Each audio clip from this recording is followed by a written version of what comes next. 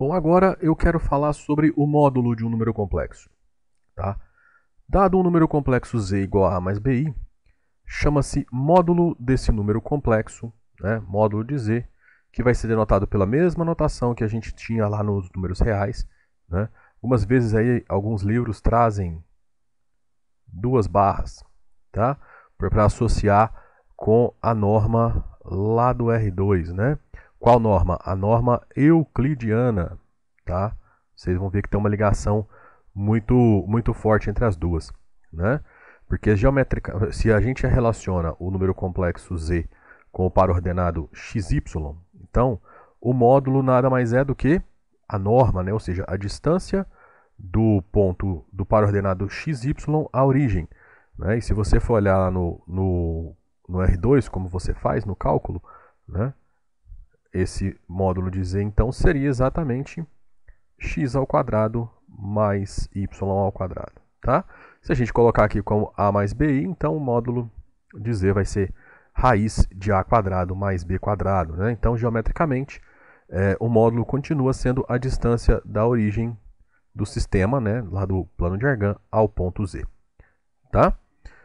Então, com essa definição, a gente pode fazer aquela extensãozinha lá daquela propriedade que a gente comentou lá na parte do conjugado, né, onde a gente falou que o conjugado vezes o número complexo é igual a x² mais y², que é igual ao módulo ao quadrado. Tá bom? Além disso, ainda é possível mostrar que 1 sobre z, né, 1 sobre z, nada mais é do que o conjugado dividido pelo módulo de z ao quadrado. Tá? Porque o que você vai fazer aqui? É z barra vezes z barra, né? Tanto o numerador quanto o denominador. Lembra da forma com que a gente divide? O número complexo vezes seu conjugado, módulo ao quadrado, conjugado vezes 1, o próprio conjugado. Então você tem essa relação aqui. Tá bom? Logicamente, essa primeira é a parte real e essa segunda é a parte imaginária. Nesse momento eu já quero chamar a atenção para um detalhe. Vamos fazer aqui uma extensão de uma função. Né? A gente tem lá a função f de x igual a 1 sobre x, então eu vou escrever f de z igual a 1 sobre z. Ok? Se você for parar para pensar, o único ponto que você não pode colocar aqui no denominador é o ponto z igual a 0. Tá? Porque você continua não podendo dividir por 0. Mas observe o que nós escrevemos. Nós escrevemos que a parte real disso, se z é x mais y, é x sobre x² mais y² menos i vezes y que divide x² mais y², ok? Essas duas funções aqui, né, essa parte real de 1 sobre z e a parte imaginária de 1 sobre z, eu posso falar que essa é uma função que depende apenas de xy e essa é uma outra função que depende apenas de xy. Certo? Então, à medida que eu vou pegando números complexos específicos, cada um deles tem o x, que é a sua parte real, cada um deles tem o y, que é a sua parte imaginária.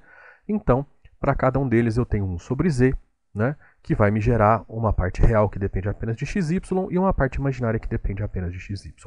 Tá bom? Então perceba que daqui eu já consigo até estabelecer algumas relações. Ó. Essa função ela vai estar relacionada a uma soma de funções que depende apenas de xy. Ok? Será que as propriedades dessa são as mesmas propriedades dessa? Ora, qual o domínio dessa função? O conjunto dos números reais, né, o conjunto do R2, exceto quando você está na origem. A mesma coisa acontece com essa. Todo o plano do R2, exceto quando você está na origem. Perceba que é o mesmo domínio dessa. Então aqui a gente já pode começar a colocar essas ideias em prática. Né? A gente começar a mapear essas ideias aí que vão ser importantes para nós mais para frente. Tá bom? Além disso, a gente consegue mostrar que assim como nos números reais, o módulo de um número complexo multiplicado por outro número complexo é o produto dos módulos. Ok?